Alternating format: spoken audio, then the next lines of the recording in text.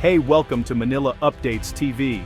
Please subscribe and press the bell icon for more updates. The images were jarring, like a naval action movie, but this was real.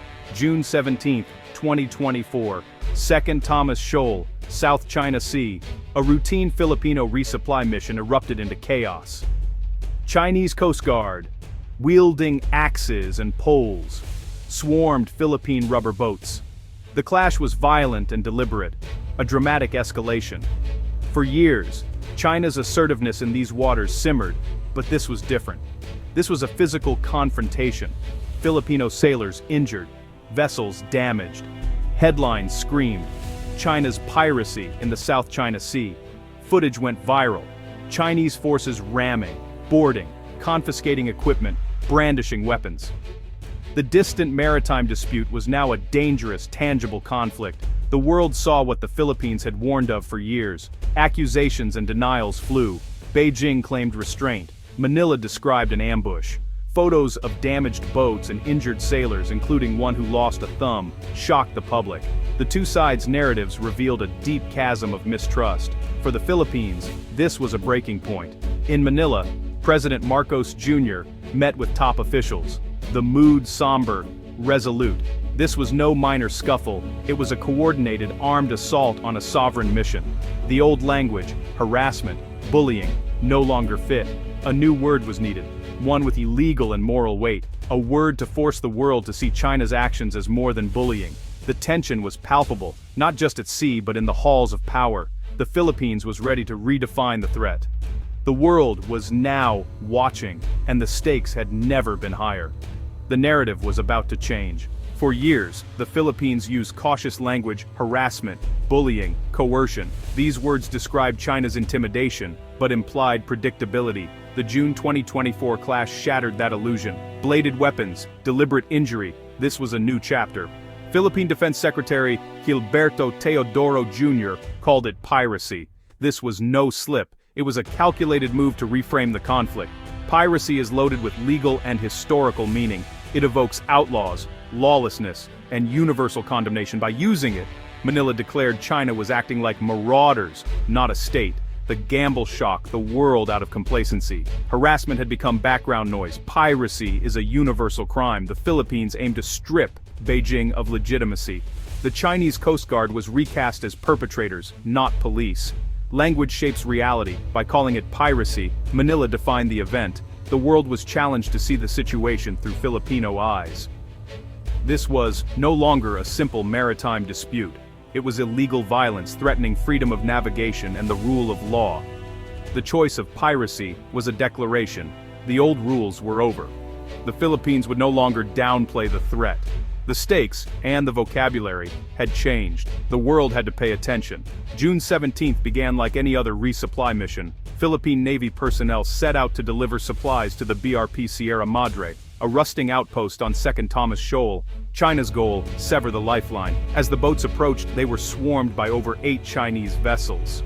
Chinese forces, armed with knives and poles, rammed and boarded the Philippine boats. Filipino sailors, under strict orders, were outmatched and unprepared for combat. One sailor lost a thumb, others were injured. Chinese forces seized firearms, navigation equipment, and supplies, a profound escalation. Manila called it looting. China claimed law enforcement. Both sides released videos, each telling a different story. The incident was a turning point. Law enforcement for one, violent assault for the other. The world saw the stark divide. 2nd Thomas Shoal, Ayungin Shoal to Filipinos, is a submerged reef, valuable only for its strategic location. It sits within the Philippines' exclusive economic zone, affirmed by a 2016 tribunal ruling China rejects. The BRP Sierra Madre, a grounded WBO-era ship, is Manila's symbol of defiance. China sees it as an illegal eyesore and seeks to blockade and outlast it. This standoff is a microcosm of the South China Sea conflict.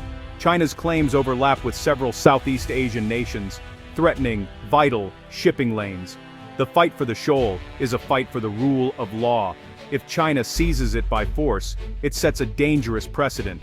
For the Philippines, holding the Sierra Madre is about sovereignty and the rules-based order. The fate of this ship is a litmus test for regional security. The world is watching.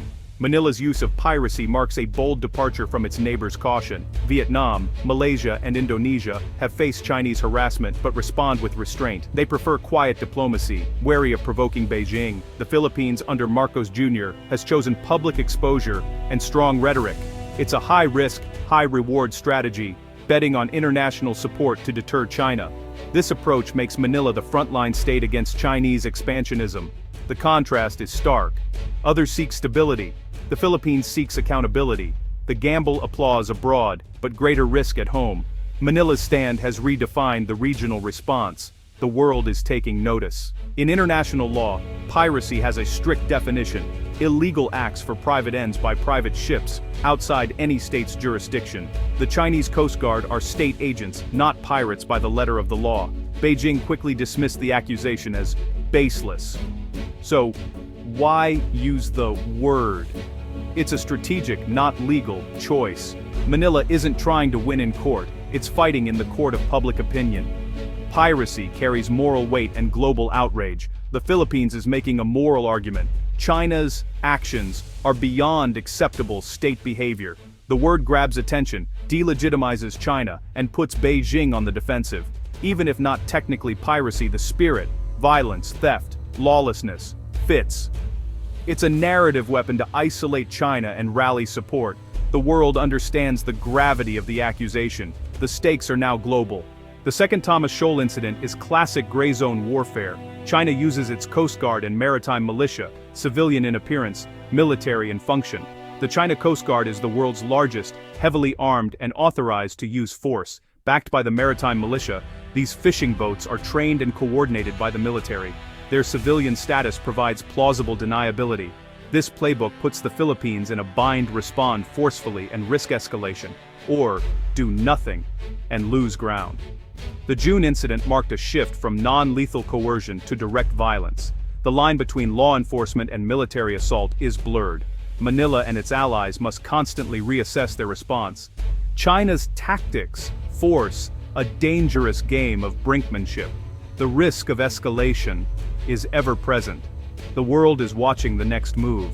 Facing relentless pressure, the Philippines has shifted to assertive transparency. Under Marcos Jr., Manila documents and publicizes every Chinese provocation. Journalists are embedded, footage is released in real time. This name and shame strategy exposes China and controls the narrative. The world can no longer ignore the aggression. Alongside transparency, Manila has revitalized its alliance with the US. More joint exercises, expanded base access, and a clear signal aggression could trigger a US response.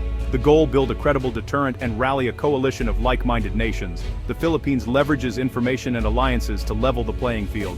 China's actions now carry a higher political cost. Manila refuses to stand alone. Every encounter at Second Thomas Shoal risks disaster. A single miscalculation could spark a regional or global crisis. The Philippines' use of piracy is a high-stakes narrative escalation. It draws a line in the sand. No more tolerance for China's actions. The political stakes are higher. Backing down is harder for both sides. The conflict is now a test of international law versus brute force. If China prevails, the message to smaller nations is chilling. Power trumps rules. Piracy is more than a word. It's a symbol of resistance. The Philippines fights a war of narratives, not just ships. The outcome will shape regional stability and the global order. The world watches the BRP Sierra Madre, not just the ship, but what it stands for. The rules-based order is on the line. The stakes could not be higher.